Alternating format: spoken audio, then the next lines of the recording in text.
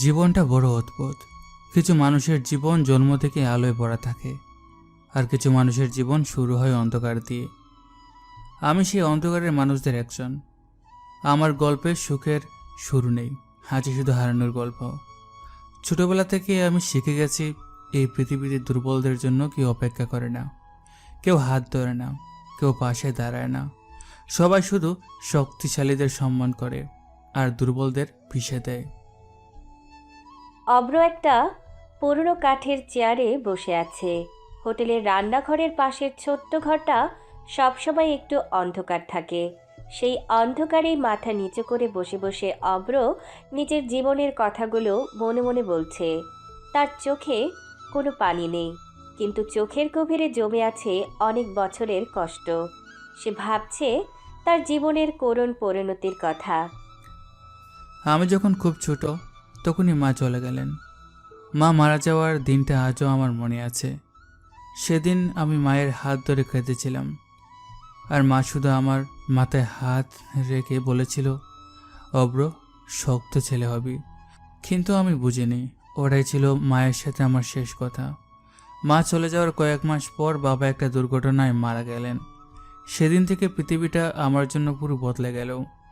যে আত্মীয়রা আগে আমাদের বাসায় এসে হাসি মুখে কথা বলতো, তারাই আমাকে দেখলে মুখ ফিরিয়ে নিত। কেউ আমাকে নিজের কাছে রাখতে চায়নি, কারণ আমি ছিলাম বোঝা। একটা ছোট অনাথ ছেলে, যার না আছে টাকা, না আছে কেউ। শেষ পর্যন্ত আমি রাস্তায় নেমে গেলাম। হ্যাঁ, একটা ছোট ছেলে, যার ঘর ছিল না, যার খাবার ছিল না, যার জন্য অপেক্ষা করার মতো কেউ ছিল না। অনেক রাত আমি ফুটপাতে শুয়ে কাটিয়েছি। ক্ষুধায় পেট চলতো, কিন্তু খাবার ছিল না। শীতে ঠান্ডায় কাঁপতাম, কিন্তু গায়ে দেওয়ার মতো কম্বল ছিল না। সেই ছোট বয়সে আমি বুঝে গিয়েছিলাম, এই পৃথিবীতে বাঁচতে হলে নিজের সাথে নিজেকেই লড়তে হয়। একদিন খুব ক্ষুধার্ত অবস্থায় একটা বড় হোটেলের সামনে দাঁড়িয়েছিলাম। ভেতরে মানুষ হাসছে, খাচ্ছে, আনন্দ করছে, আর বাইরে দাঁড়িয়ে একটা ছেলে ভাবছে, আজ কি কিছু খেতে পারবো। সেদিন আমি সাহস করে হোটেলের ভিতরে ঢুকে পড়লাম। ম্যানেজারের সামনে গিয়ে বলেছিলাম, স্যার, আমি কাজ করতে চাই। তিনি অবাক হয়ে আমার দিকে তাকিয়ে বললেন, এই বয়সে কাজ করবি? আমি মাথা নিচু করে বলেছিলাম, খেতে হবে স্যার, না হলে আমি বাঁচব না। সেই দিন থেকে শুরু হয়েছিল আমার নতুন জীবন, একটা হোটেলে কাজ করা সাধারণ ছেলের জীবন। কিন্তু তখনও আমি জানতাম না, ভাগ্য আমাকে এমন একটা পথে নিয়ে যাবে, যেখানে একদিন মানুষ আমাকে নাম ধরে ডাকবে না, ডাকবে ভয় পেয়ে। অব্র নিজের ভাবনার জগতে ডুবেছিল। চোখের সামনে যেন ছোটবেলার সব কষ্টের দৃশ্যগুলো ভেসে উঠছিল। ঠিক তখনই হঠাৎ একটা কড়া গলার শব্দ তার কানে ভেসে এলো। এই যে অভ্র, বসে বসে কি স্বপ্ন দেখছিস?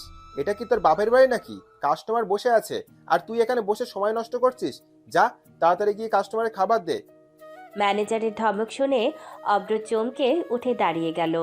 সে মাথা নিচু করে আস্তে করে বলল, জি স্যার, এখনই যাচ্ছি।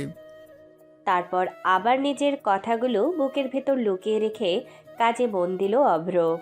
হাতে ট্রে নিয়ে এক টেবিল থেকে আরেক টেবিলে ঘুরে বেড়াতে লাগলো। কাস্টমারদের দিকে তাকিয়ে ভদ্র গলায় বলছে, স্যার, কি লাগবে? ম্যাডাম, আপনাকে কি দিতে পারি? কেউ বলছে কফি আনতে, কেউ বলছে বিরিয়ানি, কেউ বলছে ঠান্ডা ড্রিঙ্কস। অব্র সব শুনে শুনে দ্রুত এনে দিচ্ছে। মুখে ক্লান্তি থাকলেও কাজে কোনো ভুল করছে না। অব্র আবার নিজের কাজে মন দিল। হাতে ট্রে নিয়ে এক টেবিল থেকে আরেক টেবিলে ঘুরে ঘুরে কাস্টমারদের সার্ভিস দিচ্ছে। হোটেলের ভেতরে তখন অনেক ভিড়। কারো হাসির শব্দ, কারো কথা বলার শব্দ, কোথাও আবার থালা বাসনের শব্দ মিলিয়ে পুরো জায়গাটা যেন ব্যস্ততায় ভরে গেছে। অব্র চুপচাপ নিজের কাজ করে যাচ্ছে। কার কি লাগবে, কে কি বলছে, সব মন দিয়ে শুনে দ্রুত এনে দিচ্ছে। কারণ সে জানে এই চাকরিটাই এখন তার বাঁচার একমাত্র ভরসা। ঠিক তখনই হঠাৎ হোটেলের সামনে একটা দামি গাড়ি এসে থামলো। গাড়িটা এতটাই দামি যে আশেপাশে থাকা অনেকেই অবাক হয়ে তাকিয়ে রইল। কয়েক সেকেন্ড পর গাড়ির দরজা খুলে একে একে কয়েকটা মেয়ে নামলো। সবাই আধুনিক পোশাক পরা, দামি ব্যাগ, চোখে সানগ্লাস। তাদের দেখলেই বোঝা যায় তারা বড়লোক পরিবারের মেয়ে। তারা সবাই নিজের মধ্যে হাসতে হাসতে হোটেলের ভিতরে ঢুকলো। ওরা আসলে একদল বান্ধবী, প্রায় এভাবেই ঘুরতে বের হয়, রেস্টুরেন্টে খেতে আসে, আড্ডা দেয়। তাদের মধ্যে যে মেয়েটা সবচেয়ে আত্মবিশ্বাসী ভঙ্গিতে হাঁটছে তার নাম নীলা। নীলা শহরের সবচেয়ে ধনী মানুষের মেয়েদের একজন। তার বাবা এতটাই প্রভাবশালী যে পুরো শহর তাকে এক নামেই চেনে। টাকার ক্ষমতা, প্রভাব, কোনো কিছুরই অভাব নেই তাদের পরিবারে। ওরা এসে হোটেলের মাঝখানের একটা বড় টেবিলে বসলো। হাসাহাসি, আড্ডা আর নিজেদের মধ্যে গল্প শুরু হয়ে গেল। অব্র দূর থেকে সব দেখছিল। ম্যানেজার চোখের ইশারায় তাকে ওদের টেবিলে যেতে বলল। অব্র দ্রুত মেনু কার্ড হাতে নিয়ে তাদের সামনে গিয়ে দাঁড়ালো। ম্যাডাম কি খাবেন? আগে মেনু কার্ড দাও। অব্র তাড়াতাড়ি মেনু কার্ড এগিয়ে দিল। ওরা সবাই নিজেদের মধ্যে আলোচনা করতে লাগলো। একজন বলল, আমি পাস্তা খাবো। আমার জন্য চিকেন ফ্রাই আর কোল্ড ড্রিঙ্কস। আমার জন্য বিরিয়ানি আনো। সবাই নিজেদের মতো অর্ডার দিতে লাগলো। শেষে নীলা মাথা তুলে অব্রের দিকে তাকালো। আমার জন্য স্পেশাল বিরিয়ানি আর কফি আনবেন, আর হ্যাঁ, যেন বেশি সময় না লাগে। জি ম্যাডাম। অব্র দ্রুত রান্নাঘরের দিকে চলে গেল। এক এক করে সব খাবার তৈরি করে ট্রেতে সাজিয়ে নিয়ে আসতে লাগলো। প্রথমে একজনের পাস্তা দিল, তারপর আরেকজনের চিকেন ফ্রাই। সবাই খুশি হয়ে খেতে শুরু করলো। অব্র আবার রান্নাঘর থেকে একটা ট্রে নিয়ে এলো। এই ট্রেতেই ছিল নীলার বিরিয়ানির প্লেট। সে খুব সাবধানে প্লেটটা নামাতে যাচ্ছিল। ঠিক তখনই হঠাৎ পাশ দিয়ে একজন ওয়েটার ধাক্কা লাগিয়ে চলে গেল। ধাক্কা লাগতেই অব্রের হাত কেঁপে উঠল, আর পরের মুহূর্তেই ছপাত পুরো বিরিয়ানির প্লেটটা গিয়ে পড়ল নীলার গায়ের ওপর। এক মুহূর্তের জন্য পুরো টেবিলটা যেন থমকে গেল। নীলার দামি ড্রেসে বিরিয়ানি আর ঝোল লেগে গেছে। সে কয়েক সেকেন্ড হতবাক হয়ে বসে রইল। তারপর হঠাৎ রাগে ফেটে পড়ল। এই, কি করছিস তুই? অন্ধ নাকি? দেখে কাজ করতে পারিস না? তার বান্ধবীরাও অবাক হয়ে তাকিয়ে আছে।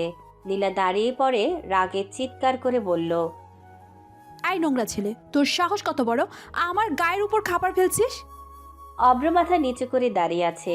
তার চোখে লজ্জা, ভয় আর অসহায়ত্ব। অব্র আস্তে করে বলল, সরি ম্যাডাম, ভুল হয়ে গেছে। সরি বললেই সব শেষ? জানিস আমার এই ড্রেসের দাম কত? হোটেলের ভেতরে সবাই তাকিয়ে আছে, আর অব্র মাথা নিচু করে দাঁড়িয়ে আছে, চুপচাপ সব অপমান সহ্য করছে। নীলার গায়ের ওপর বিরিয়ানি পড়ার পর পুরা হোটেলের ভেতরটা এক অদ্ভুত নীরবতায় ভরে গেল। চারপাশের মানুষ খাওয়া থামিয়ে তাকিয়ে আছে। কারো চোখে বিস্ময়, কারো চোখে কৌতূহল, আবার কেউ কেউ মুচকি হেসে দেখছে পুরো ঘটনাটা। কিন্তু নীলার আগে যেন আগুন হয়ে গেছে। তার মুখ লাল হয়ে উঠেছে। সে নিজের ড্রেসের দিকে তাকিয়ে আরও ক্ষেপে গেল। এই ওয়েটার, এই ম্যানেজারকে ডাক তো, এক্ষুনি ডাক। ম্যাডাম প্লিজ রাগ করবেন না, ভুল হয়ে গেছে। চুপ, একটা কথা বলবি না, ম্যানেজারকে ডাক। হোটেলের এক কর্মচারী তাড়াতাড়ি গিয়ে ম্যানেজারকে খবর দিল। কয়েক মুহূর্ত পর ম্যানেজার তাড়াহুড়া করে সেখানে এসে দাঁড়ালো। চারপাশে এত মানুষ জড়ো হয়েছে দেখে সে একটু ভয়ও পেয়ে গেল। জি ম্যাডাম, কি হয়েছে? কি হয়েছে দেখতে পাচ্ছেন না? আপনার ওই কর্মচারী আমার ড্রেস নষ্ট করে দিয়েছে। ম্যানেজার তখন নীলার ড্রেসের দিকে তাকালো। সত্যি বিরিয়ানি আর ঝোল লেগে পুরো ড্রেসটা নষ্ট হয়ে গেছে। ম্যানেজার রেগে অভ্রের দিকে তাকালো। এই অভ্র, তুই কি করেছিস সেটা? তোকে কতবার বলেছি সাবধানে কাজ করতে? স্যার, ভুল হয়ে গেছে। ভুল হয়েছে মানে? আমার এই ড্রেসের দাম জানেন? এই ড্রেস নষ্ট করেছে, এবার এর দাম দিতে হবে। ম্যাডাম দেখুন, ভুল তো হয়ে গেছে, আমরা ক্ষমা চাইছি।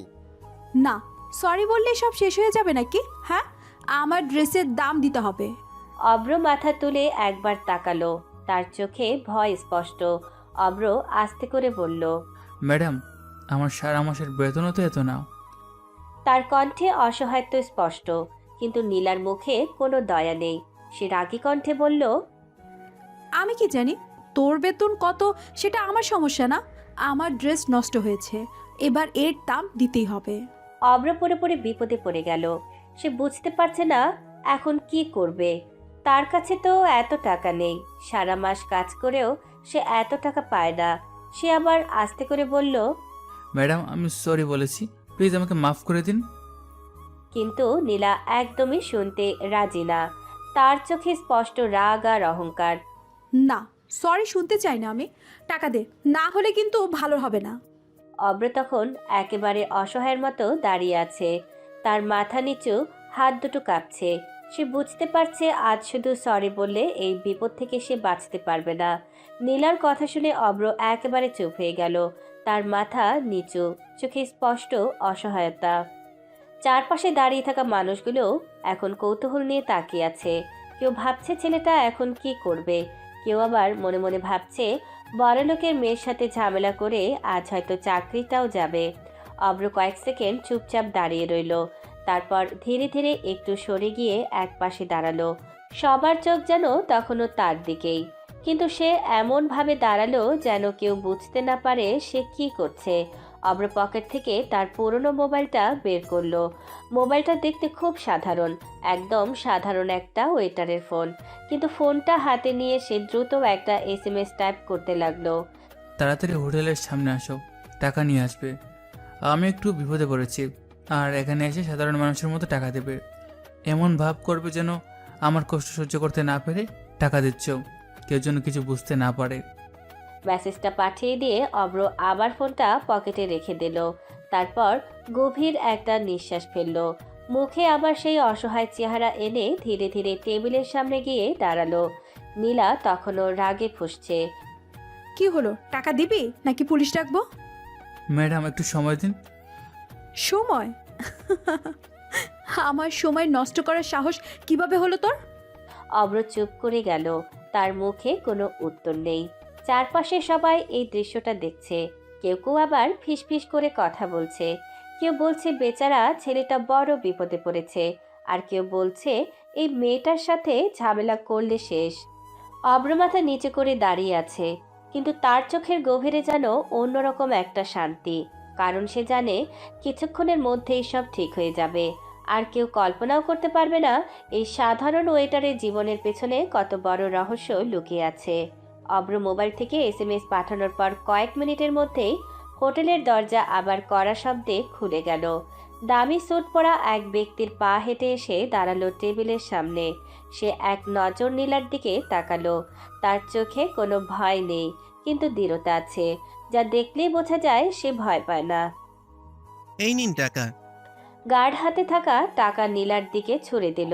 তার কণ্ঠে এমন এক ধাক্কা যা পুরো টেবিলে থাকা মানুষের তাক লাগিয়ে দিল। এত বড়লোক হয়ে যদি এই সামান্য ড্রেসের জন্য গরিব মানুষের ওপর জুলুম করেন, তাহলে এমন বড়লোকের দাম নেই। নীলা এক মুহূর্তের জন্য চুপ হয়ে রইল। তার চোখে রাগ আর বিস্ময় একসাথে ফুটে উঠল। কে তুই? কি সাহস দেখাচ্ছিস আমার সঙ্গে? আমি সাধারণ জনতা, কিন্তু এই সামান্য টাকার জন্য এত বাজে ব্যবহার না করলেও পারতেন। নীলার চোখে অগ্নি ছড়ে উঠল। সে তখন রেগে রেগে অব্রের দিকে তাকালো। তোর জন্য সব হয়েছে, তোর জন্য আমাকে কথা শোনাচ্ছে যে কেউ। তোকে আমি দেখে নেব। অব্র মাথা নিচু করে চুপ করে আছে। তার গলার কণ্ঠে কম্পন, চোখে ভয়, কিন্তু মনটা এক অদ্ভুত স্থিরতায় ভরা। কারণ সে জানে কেউ কিছু বুঝতেই পারবে না এই সাধারণ পরিস্থিতির আড়ালে তার জীবন ঠিক কতটা শক্তিশালী। নীলার আগে ফুঁসতে ফুঁসতে সরে গেল। টেবিলে থাকা অন্য মেয়েরা আরেকবার চুপচাপ হেসে ফেলল। অব্র মাথা নিচু করে দাঁড়িয়ে আছে। তার হাত কাঁপছে, চোখে ভয়, কিন্তু চারপাশের মানুষ কিছুই বুঝতে পারছে না। গার্ড এসে টাকা হাতে দিয়ে তাকে সাহায্য করেছে, এমনভাবে যেন কেউ জানতে না পারে যে অব্র আজ বিপদে পড়েছিল। অব্র ধীরে ধীরে সব প্লেট গুছিয়ে রান্নাঘরে ফিরল। তার মনে যেন এক অদ্ভুত ভার পড়েছে, একদিকে ভয়ের চাপ আর অন্যদিকে দায়িত্বের বোঝা। সকাল থেকে হোটেলের সব কাজ শেষ করে অব্র বাড়ি ফিরল। ছোট্ট নীরব একটা অ্যাপার্টমেন্ট, একটি সাধারণ মানুষের মতো, যেখানে শুধু সে একাই থাকে। অব্র হালকা কিছু খাবার রান্না করে বসে খেতে শুরু করলো। চামচ দিয়ে এক এক কাঁচা সবজি আর রুটি খেতে খেতে মনে মনে ভাবছে, আমার পরিবার থাকলে আজ হয়তো জীবনটা অন্যরকম হতো। আমার মা থাকতো, আমার বাবা থাকতো, আমার পাশে কেউ থাকতো। এভাবে বসে বসে তার মনে পুরনো স্মৃতি ফিরে আসে। হঠাৎ মোবাইলের রিং শুনে সে চোখ মেলে। তার গার্ড কল করেছে। অব্র ফোনটি ধরল। বস, রাতে কিছু অস্ত্র পাচারের খবর পাওয়া গেছে।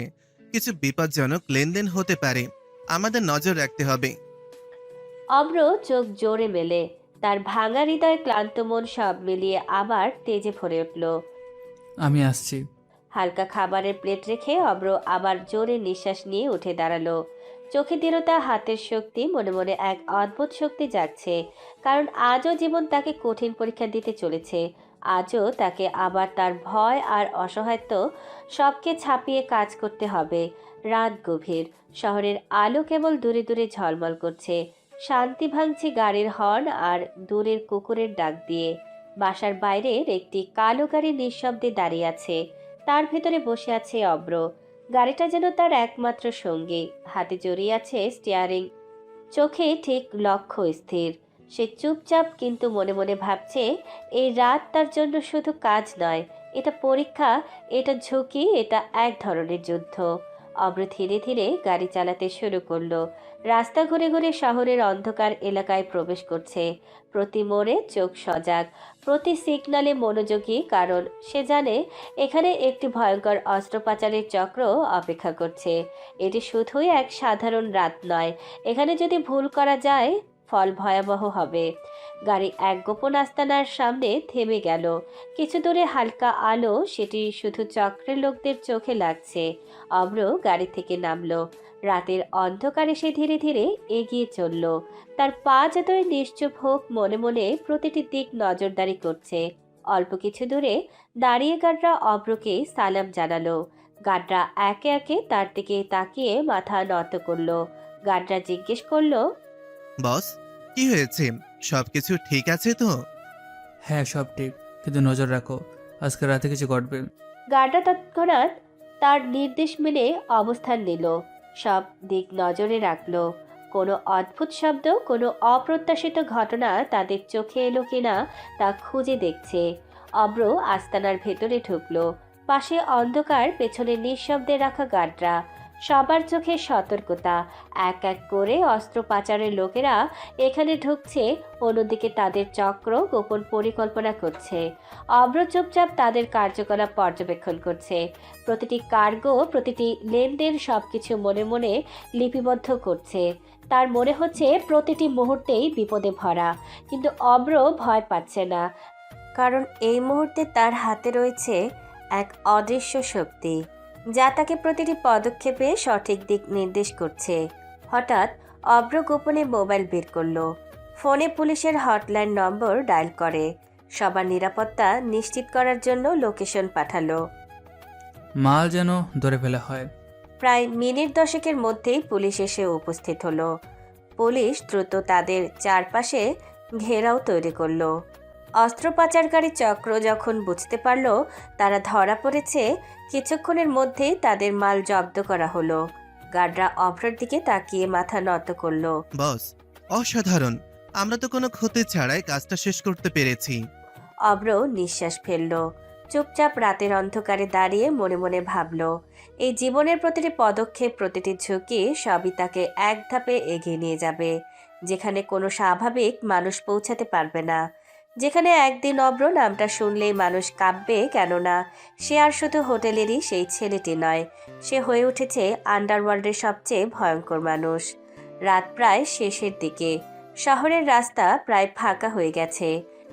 স্ট্রিট লাইটের হলুদ আলোয় পুরো রাস্তা যেন নিস্তব্ধ হয়ে আছে। অব্র কাজ শেষ করে গাড়িতে বসে বাসার দিকে ফিরছে। তার চোখে ক্লান্তি, কিন্তু মুখে অদ্ভুত এক শান্ত ভাব, কারণ আজকের কাজটা সে সফলভাবেই শেষ করেছে। গাড়ি ধীরে ধীরে সামনে এগোচ্ছিল। হঠাৎ অব্রের চোখ রাস্তার একপাশে গিয়ে থামলো। দূরে একটা মেয়ে টলতে টলতে হাঁটছে, কখনো হাসছে, কখনো আবার হাত নেড়ে কিছু বলছে। মনে হচ্ছে যেন নিজের মধ্যেই কথা বলছে। অব্র ভ্রু কুচকে তাকালো, তারপর ড্রাইভারকে বলল। গাড়ি থামাও। ড্রাইভার অবাক হলেও গাড়ি থামিয়ে দিল। অব্র প্রথমে নিজের কোটটা খুলে গাড়ির সিটে রেখে দিল। ভেতরে এখন শুধু একটা সাধারণ শার্ট, একদম সাধারণ মানুষের মতো লাগছে তাকে। অব্র ধীরে ধীরে গাড়ি থেকে নামলো, রাস্তার আলোর সামনে এগিয়ে গেল। আর কাছে যেতে সে অবাক হয়ে থেমে গেল। অব্র মনে মনে বলল, এটা তো নীলা। হ্যাঁ, হোটেল যে মেয়েটা একটু আগেই তাকে অপমান করেছিল সেই এখন মাঝরাতে রাস্তায় দাঁড়িয়ে টলতে টলতে হাঁটছে। স্পষ্ট বোঝা যাচ্ছে সে অনেক বেশি ড্রিঙ্কস করেছে। অব্র বিরক্ত হয়ে মাথা নাড়ল, তারপর একটু কাছে গিয়ে বলল, বড়লোক হলে কিভাবে ড্রিঙ্ক করে রাস্তায় পাগলামি করতে হবে?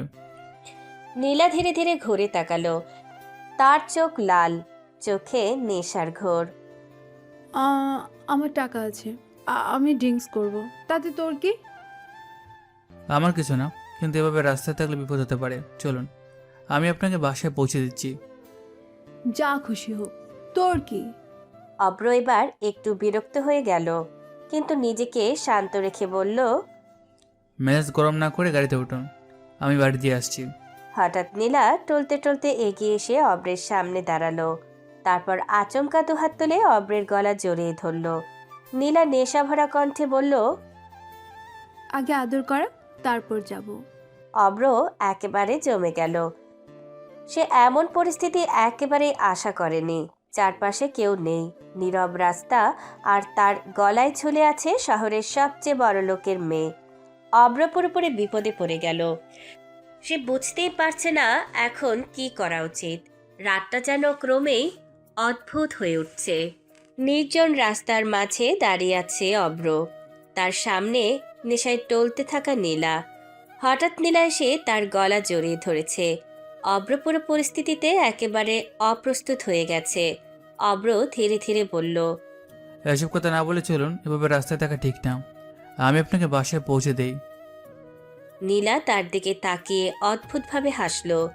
চোখে নেশা, কথায় জড়তা, সে যেন ঠিক বুঝতেই পারছে না সে কি করছে। হঠাৎ নীলা অব্রের মুখের দিকে তাকিয়ে আরো কাছে চলে এলো। তার আচরণে বোঝা যাচ্ছে সে পুরোপুরি নেশার ঘোরে আছে। নীলা হঠাৎ অব্রের ঠোঁটে ঠোঁট ডুবিয়ে দিল। অব্র এক মুহূর্তের জন্য হতবাক হয়ে গেল। সে বুঝতে পারছে পরিস্থিতি তার নিয়ন্ত্রণের বাইরে চলে যাচ্ছে। অব্রদ্রুত ড্রাইভারের দিকে তাকিয়ে ইশারা করলো। ড্রাইভার সব বুঝে নীরবে গাড়ি থেকে নেমে দূরে সরে গেল। এখন পুরো রাস্তা একেবারে ফাঁকা। অব্র ধীরে ধীরে নীলাকে সামলে কোলে তুলে গাড়ির দিকে নিয়ে গেল। নীলা তখনও তাকে শক্ত করে ধরে আছে। মনে হচ্ছে সে অব্রকে ছাড়তেই চাইছে না। অব্র বিরক্ত অথচ অস্বস্তি মিশ্রিত কণ্ঠে বলল, এসব করবেন না, পরে আবার আপনি নিজে রাগ করবেন। আমি কিচ্ছু বলবো না, শুধু আমাকে বাসায় নিয়ে চলো। অব্র দীর্ঘশ্বাস ফেলল, তারপর গাড়িতে বসে ইঞ্জিন চালু করলো। গাড়ি ধীরে ধীরে শহরের নির্জন রাস্তা পেরিয়ে এগিয়ে চলল। কিছুক্ষণ পর গাড়ি থামলো একটা বাড়ির সামনে। উঁচু গেট, দামি আলো, চারপাশে পাহারা। বোঝাই যাচ্ছে এটা সাধারণ কারো বাড়ি না। অব্র ধীরে ধীরে নীলাকে গাড়ি থেকে নামালো।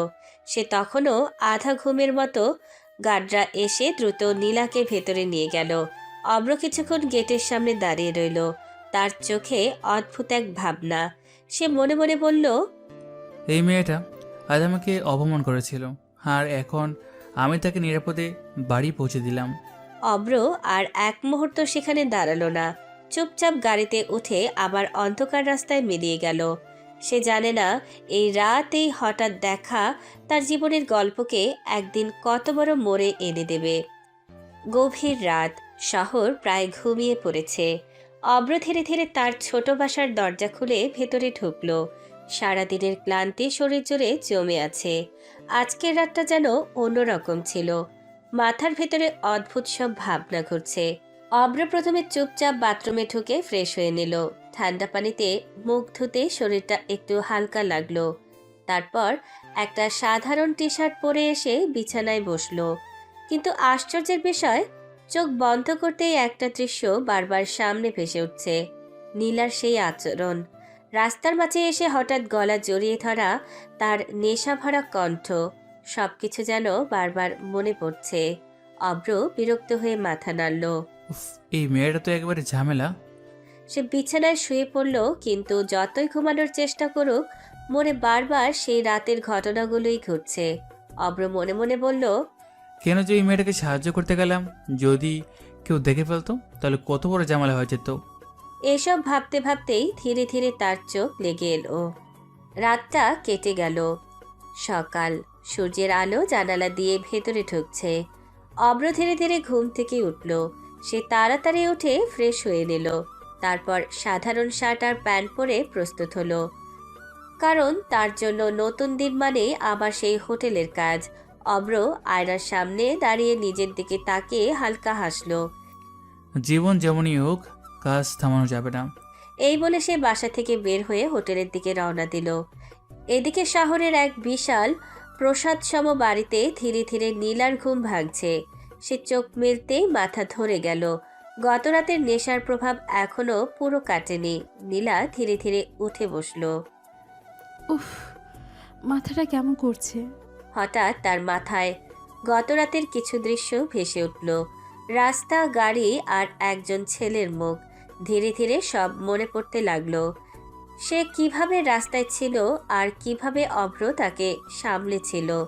সব মনে পড়তেই নীলার মুখ লাল হয়ে গেল। নীলা বিরক্ত হয়ে বলল, ছি ছি ছি, আমি ওই লোকটার সামনে এমন করেছি?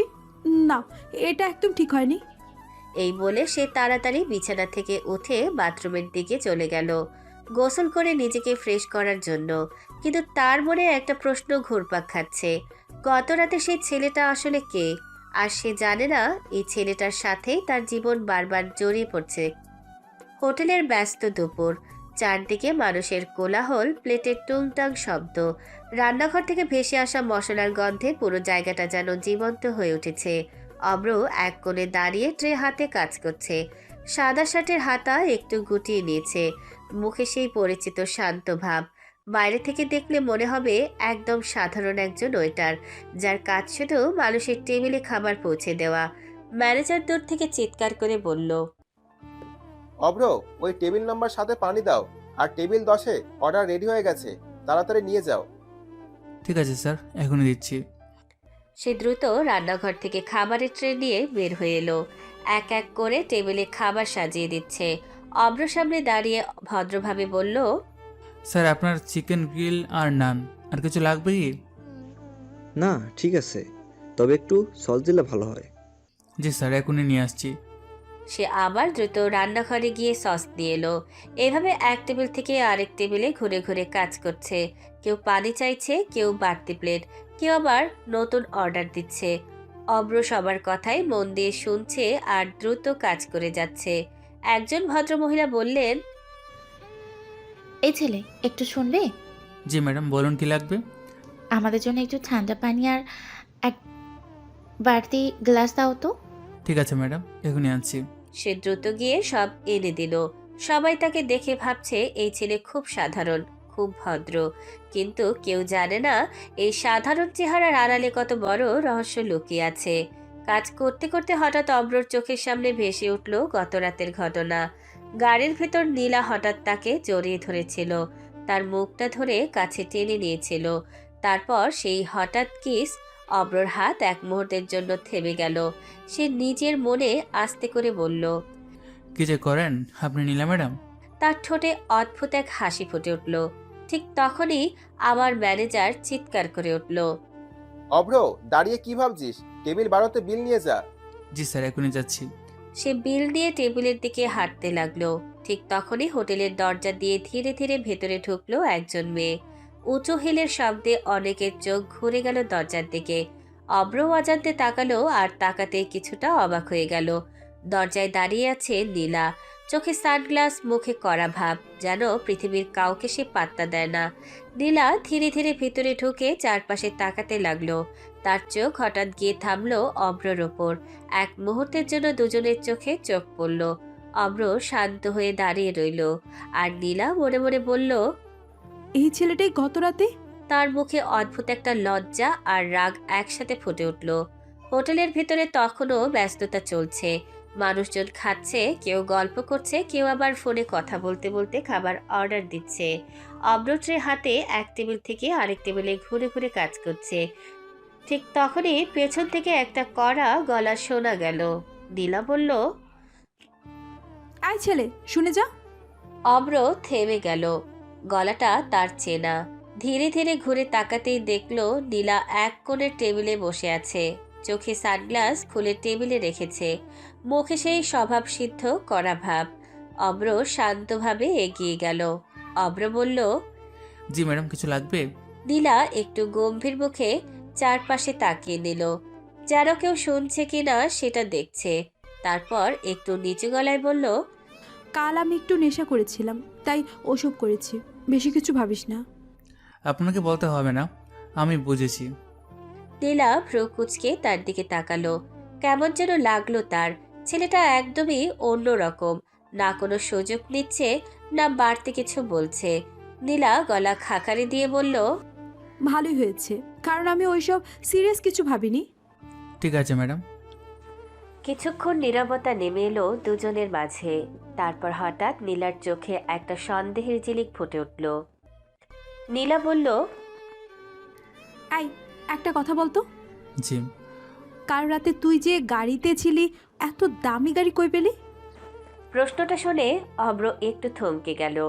তার মুখে এক মুহূর্তের জন্য অস্বস্তি ফুটে উঠল। সে মাথা চুলকে আমতা আমতা করে বলল, ওটা আসলে আমার বন্ধুর গাড়ি। গাড়িটা একটু নষ্ট হয়ে গেছিল, তাই আমার কাছে ঠিক করতে পাঠিয়েছিল। আমি গ্যারেজে কাজ জানি তো, তাই। নীলা কিছুক্ষণ চুপ করে তার দিকে তাকিয়ে রইল। তার চোখে স্পষ্ট সন্দেহ। এই সাধারণ ওইটার ছেলে দামি গাড়ি, রাতের বেলা ওইভাবে ঘোরা, সবকিছু যেন ঠিক মিলছে না। তবুও সে আর কিছু বলল না। নীলা ধীরে ধীরে বলল, ঠিক আছে, যা কাজ কর। জি ম্যাডাম। সে ঘুরে চলে গেল। অব্র চলে যেতে নীলা চুপচাপ বসে রইল। তার চোখে এখনো সেই সন্দেহের ছায়া। সে নিজের মনে বলল, এই ছেলেটা এত সোজা না, কিছু একটা লুকাচ্ছে। আর ওদিকে অব্র দূরে গিয়ে দাঁড়িয়ে থাকতে দেখে তার ঠোঁটে হালকা একটা রহস্যময় হাসি ফুটে উঠল। সে আস্তে করে বলল, সন্দেহ করতে থাকুন নীলা ম্যাডাম, সত্যিটা জানলে তো আরো অবাক হবেন। নীলা টেবিলে হেলান দিয়ে বসে রইল। চারপাশে মানুষের কোলাহল, প্লেটের শব্দ, ওয়েটারদের ব্যস্ত দৌড়াদৌড়ি, সবকিছু যেন তার কানে ঠিকমতো ঢুকছে না। সে হঠাৎ হাত তুলে পাশ দিয়ে যাওয়া এক ওয়েটারকে বলল, একটা কফি দাও। ওয়েটার মাথা নেড়ে চলে গেল। নীলা তখনও ভাবনায় ডুবে আছে। তার মাথার ভেতর বারবার একই প্রশ্ন ঘুরপাক খাচ্ছে। কিছুক্ষণ পর অব্র ট্রে হাতে এগিয়ে এলো। ট্রের ওপর ধোয়া ওঠা কফির কাপ। অব্র টেবিলের ওপর কাপটা আস্তে করে রেখে বলল, আপনার কফি ম্যাডাম। নীলা কোনো কথা বলল না, শুধু একবার তাকালো অব্রর দিকে। তারপর আবার দৃষ্টি সরিয়ে নিল। অব্র আর কিছু না বলে শান্তভাবে সরে গিয়ে নিজের কাজে লেগে গেল। কিন্তু নীলার চোখ যেন বারবার ঘুরে ঘুরে অব্রর দিকেই চলে যাচ্ছে।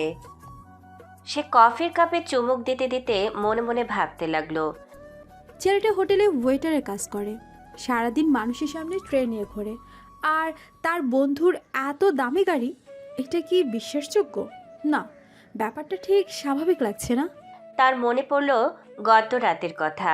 সেই গাড়ি, সেই আত্মবিশ্বাস আর অব্রুর আচরণ। একটা সাধারণ ছেলের মধ্যে এতটা স্থিরতা থাকে। নীলা ধীরে ধীরে কফির কাপটা নামিয়ে রাখলো। তার চোখ তখন দূরে দাঁড়িয়ে থাকা অব্রুর দিকে। অব্র অন্য টেবিলে খাবার সার্ভ করছে, কারো সাথে ভদ্রভাবে কথা বলছে, আবার কারো অর্ডার নিচ্ছে। দেখতে ঠিক সাধারণ এক ওয়েটারের মতোই, কিন্তু তবুও কোথাও যেন কিছু একটা আলাদা। নীলা নিজের মনে বলল, এই ছেলেটার মধ্যে কিছু একটা রহস্য আছে। ওদিকে অব্র নিজের কাজে ব্যস্ত। তবে মাঝে মাঝে সে বুঝতে পারছে নীলার চোখ তার উপরেই রয়েছে। অব্র ট্রে হাতে হাঁটতে হাঁটতে হালকা হাসলো। মনে মনে বলল, সন্দেহ করা শুরু করেছেন ম্যাডাম, এটা ভালো, কারণ খেলাটা এখনই শুরু হলো। হোটেলের কাজ শেষ হতে হতে রাত অনেক হয়ে গেল। এক এক করে সব কাস্টমার চলে গেছে। টেবিলগুলো পরিষ্কার করা হচ্ছে, লাইটগুলো ধীরে ধীরে নিভে যাচ্ছে, আর দিনের সেই কোলাহল ধীরে ধীরে নীরবতায় বদলে যাচ্ছে। অব্রও নিজের কাজ শেষ করে অ্যাপ্রন খুলে ফেলল। ম্যানেজার দূর থেকে বলল, এই অব্র, কাল একটু আগে আসবি, অনেক বুকিং আছে। ঠিক আছে স্যার। তারপর ধীরে ধীরে হোটেল থেকে বের হয়ে গেল। বাইরে তখন গভীর রাত। রাস্তার আলো জ্বলছে, চারপাশে অদ্ভুত এক নীরবতা। কিছু দূরে একটা কালো গাড়ি দাঁড়িয়েছিল। অব্র কাছে যেতেই দরজা খুলে গেল। সে কোনো কথা না বলে ভেতরে উঠে বসলো। গাড়ি ধীরে ধীরে চলতে শুরু করলো। এই মুহূর্তে আর সেই হোটেলের সাধারণ ছেলেটা নেই। তার চোখে মুখে অন্যরকম একটা কঠিন ভাব। কিছুক্ষণ পর গাড়ি গিয়ে থামলো একটা বড় গুদামের সামনে। চারপাশ অন্ধকার, কিন্তু ভেতরে অনেক লোক দাঁড়িয়ে আছে। অব্র গাড়ি থেকে নামতে সবাই একসাথে মাথা নিচু করে বলল, সালাম বস। অব্র ধীরে ধীরে ভেতরে ঢুকলো। তার চোখে কোনো দয়া নেই, শুধু ঠান্ডা কঠোরতা। গুদামের একপাশে কয়েকটা ছেলে হাত বাঁধা অবস্থায় বসে আছে। তাদের মুখে ভয় স্পষ্ট। অব্র ধীরে ধীরে তাদের সামনে গিয়ে দাঁড়ালো। তার এক গার্ড সামনে এসে বলল, বস, এরা আসলে সেই বখাটে ছেলেগুলো। কয়েকদিন ধরেই এলাকার মেয়েদের রাস্তাঘাটে বিরক্ত করছিল। কেউ প্রতিবাদ করলে উল্টা মারধর করত। আজকে হাতে নাতে এদের ধরে আনা হয়েছে। অব্র কিছুক্ষণ চুপ করে তাদের দিকে তাকিয়ে রইল। তারপর ধীরে ধীরে বলল, মেয়েদের বিরক্ত করা খুব সাহসের কাজ, তাই না? ভুল হয়ে গেছে ভাই, আমাদের ছেড়ে দিন, আর করব না। ভুল? তোদের মতো লোকদের জন্যই রাস্তায় মেয়েরা নিরাপদ না। তোরা ভাবিস কেউ কিছু করতে পারবে না, তাই না? তার চোখে তখন ভয়ঙ্কর এক দৃষ্টি। গুদামের ভেতর হঠাৎ নিস্তব্ধতা নেমে এলো। অব্র ধীরে ধীরে তার গার্ডদের দিকে তাকিয়ে বলল, ওদের হাতগুলো সামনে ধরো। গার্ডরা এক এক করে ছেলেগুলোর হাত সামনে টেনে ধরলো। ছেলেগুলো তখন কাঁদছে, চিৎকার করছে। বাঁচান, প্লিজ আমাদের ছেড়ে দিন। অব্র কোনো কথা বলল না, শুধু ঠান্ডা চোখে তাকিয়ে রইল। তারপর ধীরে ধীরে বলল, যে হাত দিয়ে তোরা মেয়েদের অসম্মান করিস সে হাত টাকার কোনো অধিকার নেই। তার কথার সাথে সাথে গার্ডরা ধারালো অস্ত্র বের করলো। মুহূর্তের মধ্যেই গুদামের ভেতর চিৎকারে ভরে গেল। কেউ কান্না করছে, কেউ কাকতি মিনতি করছে, কিন্তু অব্রর চোখে কোনো পরিবর্তন নেই। সে শুধু দাঁড়িয়ে আছে, যেন এসব তার কাছে খুবই স্বাভাবিক। কিছুক্ষণ পর সব চুপ হয়ে গেল। ছেলেগুলো যন্ত্রণায় মাটিতে পড়ে কাঁদছে। অব্র ঘুরে দাঁড়িয়ে ধীরে ধীরে বলল, এদের হাসপাতালে ফেলে আসো। মরে গেলে লাভ নেই, বেঁচে থাকুক যেন সারা জীবন মনে থাকে কোনো মেয়ের দিকে খারাপ চোখে তাকানোর ফল কি হয়। ঠিক আছে বস। অব্র তখন ধীরে ধীরে গুদাম থেকে বের হয়ে গেল। বাইরে রাতের ঠান্ডা বাতাস বইছে। সে আকাশের দিকে তাকিয়ে গভীর একটা নিঃশ্বাস ফেলল। তার ঠোঁটে হালকা একটা কঠিন হাসি ফুটে উঠল। এই শহরে অনেকেই তাকে শুধু হোটেলের একটা সাধারণ ছেলে মনে করে, কিন্তু তারা জানে না এই অন্ধকার শহরের ছায়ার আড়ালে অব্র নামটা শুনলেই অনেকের বুক কেঁপে ওঠে। ভোরের আলো ধীরে ধীরে শহরের উপর ছড়িয়ে পড়েছে। একটা নতুন সকাল শুরু হয়েছে, কিন্তু শহরের মানুষের মুখে আজও একই আলোচনা। টেলিভিশনের পর্দায় বড় অক্ষরে লেখা উঠেছে ব্রেকিং নিউজ। সংবাদ পাঠিকা গম্ভীর কণ্ঠে বলছে, গতরাতে আবারও আন্ডারওয়ার্ল্ডের রহস্যময় মাফিয়া কিং কয়েকজন যুবকের হাত কেটে দিয়েছে। জানা গেছে তারা এলাকার কিছু মেয়েকে রাস্তাঘাটে বিরক্ত করত। গভীর রাতে তাদের ধরে নিয়ে গিয়ে শাস্তি দেওয়া হয়েছে। পুলিশ জানিয়েছে এই মাফিয়া কিং কে তার পরিচয় আজও অজানা। তবে তার এমন নিষ্ঠুর শাস্তির কারণে শহরের মানুষ আতঙ্কিত হয়ে পড়েছে। অনেকে বলেছে আইন নিজের হাতে তুলে নেওয়ার অধিকার কারও নেই। আবার কেউ কেউ বলছে সে অপরাধীদের শাস্তি দিচ্ছে। টিভির পর্দায় সেই খবরই বারবার ঘুরছে। এই সময় শহরের এক অভিজাত বাড়ির ডাইনিং টেবিলে বসে সকালের নাস্তা করছে নীলা। টেবিলের উপর সাজানো বিভিন্ন খাবার, ফল, জুস আর সামনে বড় টেলিভিশন। নীলা চুপচাপ টিভির দিকে তাকিয়ে খবর শুনছে। তার বাবা শহরের অন্যতম বড় ব্যবসায়ী পাশেই বসে পেপার পড়ছিলেন। হঠাৎ তিনি টিভির দিকে তাকিয়ে বিরক্ত গলায় বললেন, দেখছো নীলা, এইসব মাফিয়াদের জন্যই দেশের অবস্থা খারাপ। মানুষের জীবন এখন আর নিরাপদ নেই। আজকে হাত কাটছে, কাল হয়তো কাউকে মেরেও ফেলবে। আইন তো আছে, পুলিশ আছে, তবু এসব লোকেরা নিজেদের রাজা ভাবে। কিন্তু বাবা, খবরটা ভালো করে শুনেছো? ছেলেগুলো নাকি মেয়েদের রাস্তাঘাটে বিরক্ত করত। তাতে কি হয়েছে? শাস্তি দেওয়ার জন্য আদালত আছে, আইন আছে। এভাবে হাত কেটে দেওয়া কোনো সমাধান না। নীলা একটু চুপ করে রইল। তার চোখে তখন অদ্ভুত একটা ভাব। তারপর ধীরে ধীরে বলল, তবু আমার মনে হয় ঠিকই করেছে। যে ছেলেরা মেয়েদের অসম্মান করে তাদের একটু ভয় পাওয়া দরকার, না হলে তো তারা থামবে না। তুমি কি বলছো নীলা? এভাবে অপরাধীদের শাস্তি দেওয়া ঠিক? সব সময় আইন ঠিকভাবে কাজ করে না বাবা। অনেক সময় মানুষ শাস্তি পায় না, কিন্তু কেউ যদি ভয় দেখায় তাহলে অন্তত কিছু লোক ঠিক হয়ে যায়। না, আমি এসব মানি না। এই মাফিয়া যদি সামনে পেতাম তাহলে নিজেই পুলিশের হাতে তুলে দিতাম। নীলা হালকা হাসলো, তারপর আবার টিভির দিকে তাকালো। খবরের পর্দায় তখন সেই একই কথা ঘুরছে, রহস্যময় আন্ডারওয়ার্ল্ড মাফিয়া কিং, যার পরিচয় আজও অজানা। নীলা কফির কাপ নামিয়ে রেখে মনে মনে বলল, কে তুমি? কেমন মানুষ তুমি যে অপরাধীদের এমন শাস্তি দাও? আর ঠিক সেই মুহূর্তে শহরের অন্য প্রান্তে একটা ছোট হোটেলের ভেতর অব্র ট্রে হাতে দাঁড়িয়ে আছে। কারো টেবিলে খাবার দিচ্ছে, কারো অর্ডার নিচ্ছে। চারপাশের মানুষ তাকে দেখছে একটা সাধারণ ওয়েটার হিসাবে। কেউ জানে না এই সাধারণ ছেলেটার নামটাই আজ সকালে পুরো শহরের টিভি নিউজে ঘুরছে। সকালের ব্যস্ততা কাটতে না কাটতেই আবার হোটেলের ভেতর শুরু হয়ে গেছে কাজের চাপ।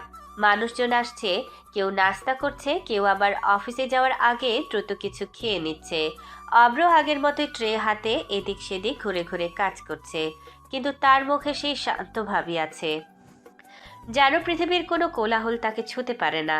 দুপুরের দিকে কাজ একটু কমতেই ম্যানেজার বলল, অভ্র, আজ তুই আগে চলে যা, সন্ধ্যায় আবার আসবি। ঠিক আছে স্যার। তারপর সে হোটেল থেকে বের হয়ে ধীরে ধীরে বাসার দিকে হাঁটতে লাগলো। শহরের এক পুরনো এলাকায় একটা ছোট ভাড়া বাসায় থাকে সে। একটা ছোট রুম, একটা রান্নাঘর আর একটা বারান্দা। সাধারণ মানুষের মতোই জীবন তার বাইরে থেকে দেখলে। অব্র দরজা খুলে ভেতরে ঢুকলো। ঘরটা বেশ কয়েকদিন বন্ধ থাকার মতোই লাগছে, কারণ তার রুমমেট কয়েকদিন ধরে বাড়িতে। অব্র ব্যাগটা টেবিলে রেখে একটু বসতেই দরজায় টোকা পড়ল। ঠক ঠক ঠক। অব্র উঠে দরজা খুলল।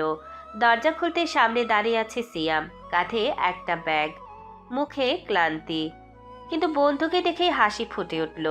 সিয়াম বলল, কে, চিনতে পারছিস নাকি? আরে আয় আয়, ভিতরে আয়। দুজন ভেতরে ঢুকে বসলো। সিয়াম ব্যাগটা নামিয়ে দীর্ঘশ্বাস ফেলল।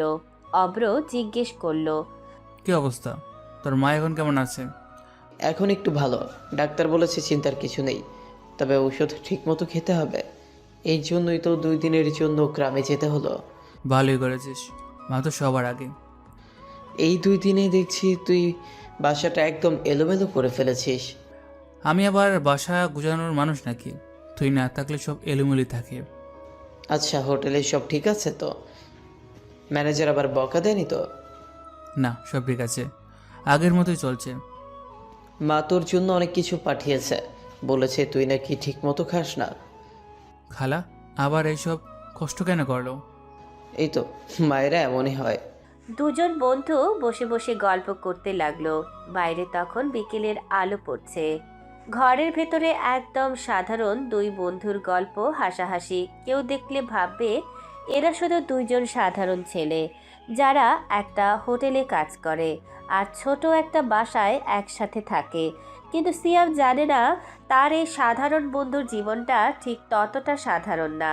এই শহরের অন্ধকার দুনিয়ার এক ভয়ঙ্কর নাম মাফিয়া কিং, যার আসল পরিচয় এখনো পৃথিবীর কাছে অজানা। অব্র দরজার পাশে দাঁড়িয়ে কিছুক্ষণ সিয়ামের দিকে তাকিয়ে রইল। বন্ধুটার মুখে ক্লান্তি স্পষ্ট। এত দূর গ্রাম থেকে এসে নিশ্চয়ই খুব কষ্ট হয়েছে। অব্র হালকা হেসে বলল, এই শুন, আগে ফ্রেশ আয়, তারপর বসে আরাম করে গল্প করব। ঠিক আছে, আমি তো নিজেও ভাবছিলাম আগে একটু গোসল করি।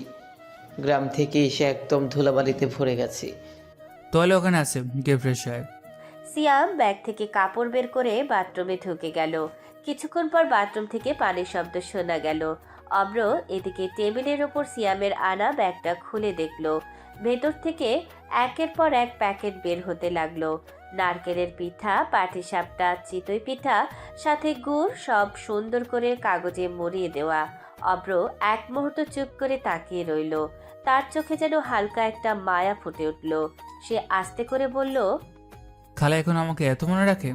কিছুক্ষণ পর সিয়াম ফ্রেশ হয়ে বের হয়ে এলো। চুল ভেজা, মুখে একদম সতেজ ভাব। সে হাসতে হাসতে বলল, উফ, এখন একটু মানুষ মনে হচ্ছে নিজেকে। আয় বস, দেখ তোর মা কি কি বাটি আছে। ওরা এত কিছু দিয়েছে নাকি? তোর জন্য না, আমার জন্য দিয়েছে।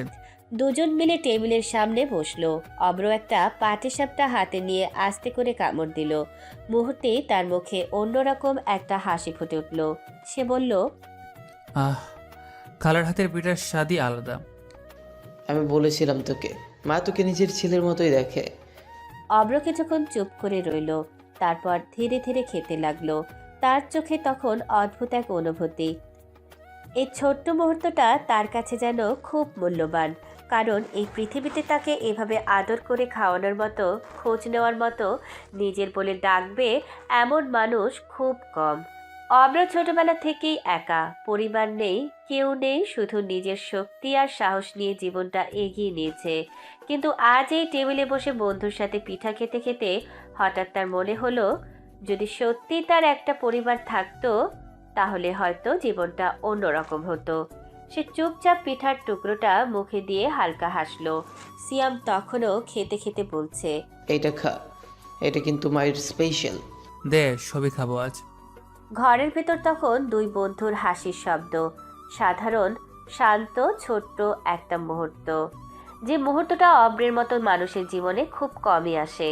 পিঠা খেতে খেতে কখন যে সময় কেটে গেল তারা টেরই পেল না। টেবিলের ওপর ছড়িয়ে ছিটিয়ে থাকা পিঠা আর গুড় ধীরে ধীরে শেষ হয়ে গেল। সিয়াম পেট ভরে একটা বড় ঠেকুর তুলে হেসে বলল, উফ, গ্রাম থেকে খাবার এনে ঠিক কাজই করেছি। অনেকদিন পর এত ভালো কিছু খেলাম। তার কণ্ঠে তখন অদ্ভুত একটা প্রশান্তি, যেন অনেকদিন পরে একটু শান্তি পেয়েছে সে। খাওয়া শেষ করে দুজনেই চেয়ার থেকে উঠে দাঁড়ালো।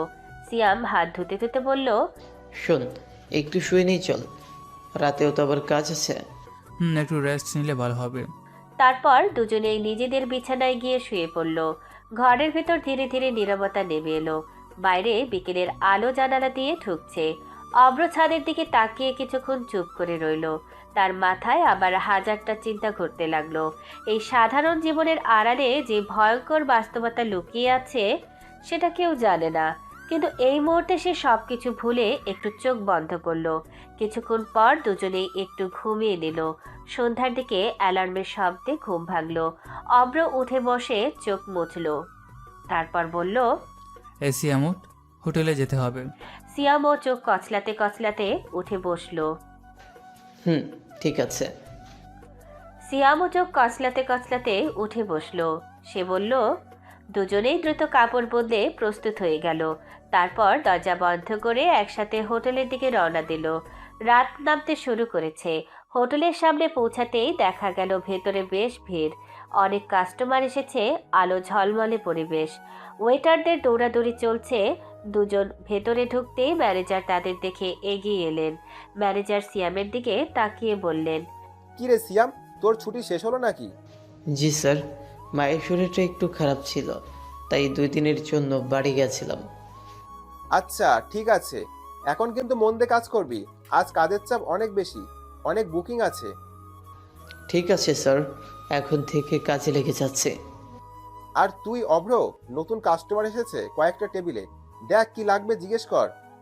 ঠিক আছে স্যার। তারপর দুজন বন্ধু আবার ট্রে হাতে নিয়ে কাজে লেগে গেল। হোটেলের ভেতর আবার সেই পরিচিত ব্যস্ততা শুরু হলো। মানুষের ভিড়, খাবারের গন্ধ, কথাবার্তার শব্দ, সবাই দেখছে দুইজন সাধারণ ওয়েটারকে যারা নীরবে নিজের কাজ করে যাচ্ছে। কিন্তু কেউ বুঝতে পারছে না এই সাধারণ ভিড়ের মাঝেই দাঁড়িয়ে আছে এমন একজন মানুষ যার নাম শুনলে শহরের অন্ধকার দুনিয়ার অনেকের ঘুম উড়ে যায়। রাত একটু গাঢ় হতে না হতেই হোটেলের ভেতরের পরিবেশ পুরোপুরি বদলে গেল। এক এক করে নতুন নতুন কাস্টমার আসতে শুরু করলো। কেউ পরিবার নিয়ে এসেছে, কেউ বন্ধু বান্ধব নিয়ে আড্ডা দিতে এসেছে, আবার কেউ শুধু এক কাপ কফি নিয়ে শান্তভাবে বসে থাকতে চায়। হোটেলের দরজা প্রায় প্রতি মিনিটেই খুলছে আর বন্ধ হচ্ছে। ভেতরের আলো ঝলমল করছে। রান্নাঘর থেকে ভেসে আসছে গরম গরম খাবারের গন্ধ। ম্যানেজার মাঝখানে দাঁড়িয়ে সবকিছু নজর রাখছে। এদিকে অব্র আর সিয়াম ট্রে হাতে টেবিলের পর টেবিলে ঘুরে বেড়াচ্ছে। সিয়াম একটা টেবিলের কাছে গিয়ে হাসি মুখে বলল, স্যার, কি অর্ডার করবেন? 2টা চিকেন গ্রিল, সাথে ফ্রাই আর একটা কোল্ড ড্রিঙ্কস দাও। ঠিক আছে স্যার, এখনই নিয়ে আসছি। ওদিকে অব্র আরেকটা টেবিলের কাছে দাঁড়িয়ে আছে। সে ভদ্রভাবে বলল, ম্যাডাম আপনাদের জন্য কি আনতে পারি? একটা কফি আর একটা পাস্তা দিন। অব্র মাথা নেড়ে অর্ডার লিখে নিল। তারপর দ্রুত রান্নাঘরের দিকে চলে গেল। হোটেলের ভেতরে তখন একসাথে অনেক ওয়েটার কাজ করছে। কেউ অর্ডার নিচ্ছে, কেউ রান্নাঘর থেকে খাবার এনে দিচ্ছে, কেউ আবার টেবিল পরিষ্কার করছে। সবাই যেন একসাথে একটা বড় মেশিনের মতো কাজ করছে। রান্নাঘরের ভেতর থেকেও শেফদের চিৎকার শোনা যাচ্ছে, এই টেবিলের অর্ডার রেডি, ওই টেবিলের ফ্রাই নিয়ে যাও। সবকিছু দ্রুত চলছে। সিয়াম ট্রে ভর্তি খাবার নিয়ে সাবধানে হাঁটছে। সে এক টেবিলের খাবার রেখে বলল, এই নিন স্যার, আপনার অর্ডার। ধন্যবাদ। অন্যদিকে অব্রও একটার পর একটা টেবিলে খাবার পৌঁছে দিচ্ছে। কেউ তাকে বলছে পানি দিতে, কেউ আবার অতিরিক্ত সস চাইছে। সে সব কিছু শান্তভাবে শুনে কাজ করে যাচ্ছে। তার মুখে সবসময় সেই ভদ্র হাসি, যেন এই ব্যস্ততার মাঝেও তার কোনো তাড়াহুড়া নেই। চারপাশে এত কোলাহল, এত মানুষ, তবু অব্র নিজের মতো করে সব কিছু সামলে নিচ্ছে।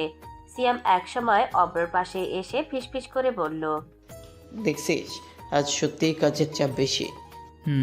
কিন্তু এটাই তো আমাদের কাজ। তারপর আবার দুজন আলাদা টেবিলের দিকে চলে গেল।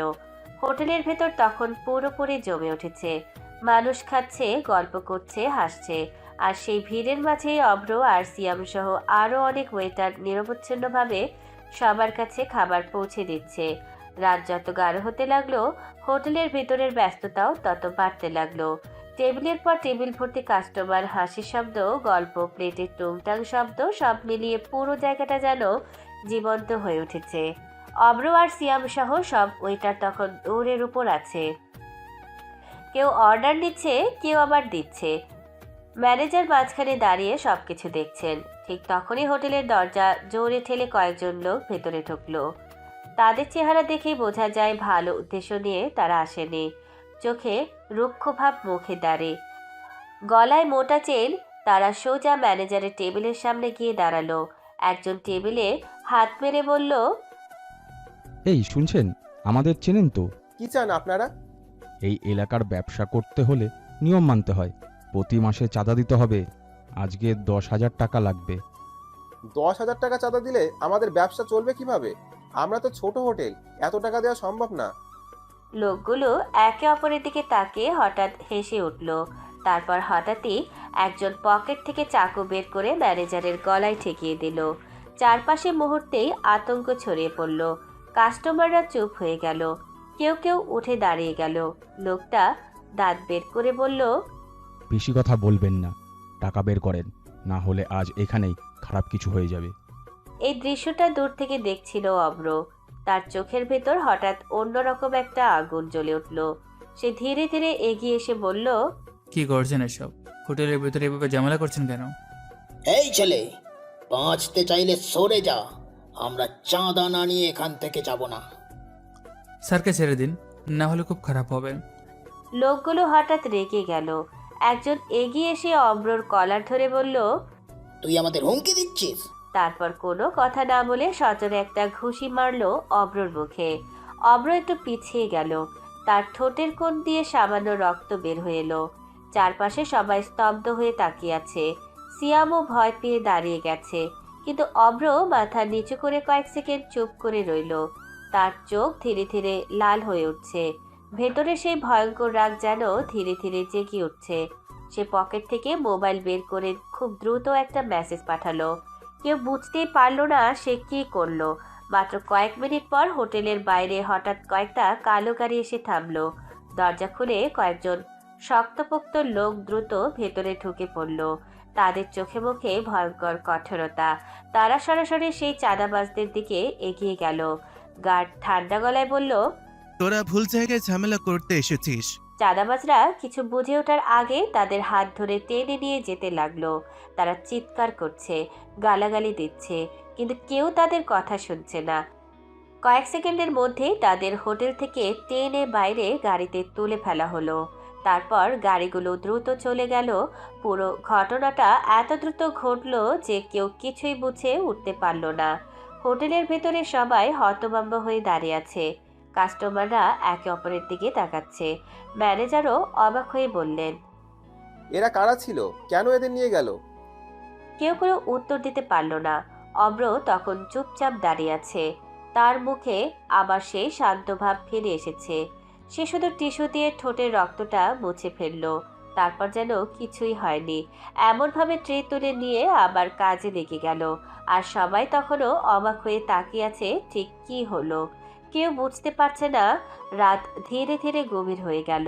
হোটেলের ভেতরের সেই কোলাহল একসময় কমে আসতে লাগলো। এক এক করে কাস্টমাররা চলে গেল। টেবিলগুলো খালি হয়ে গেল। ওয়েটাররা সবাই মিলে টেবিল পরিষ্কার করছে, প্লেট গোছাচ্ছে। রান্নাঘরের আগুনও ধীরে ধীরে নিভে আসছে। সারাদিনের সেই ব্যস্ততার পর এখন হোটেলের ভেতরে ক্লান্তির ছাপ স্পষ্ট।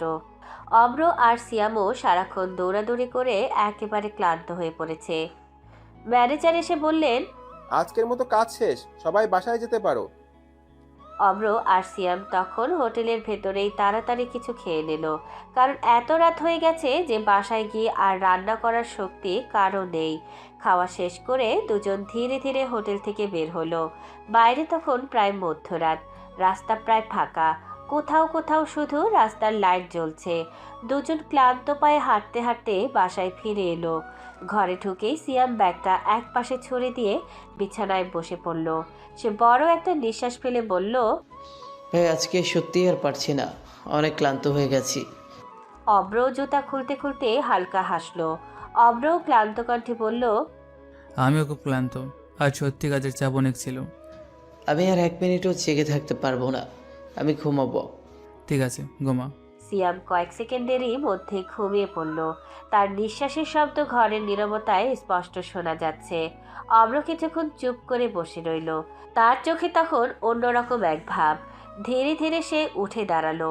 চুপচাপ দরজার দিকে এগিয়ে গেল, যেন কারো ঘুম ভাঙতে চায় না।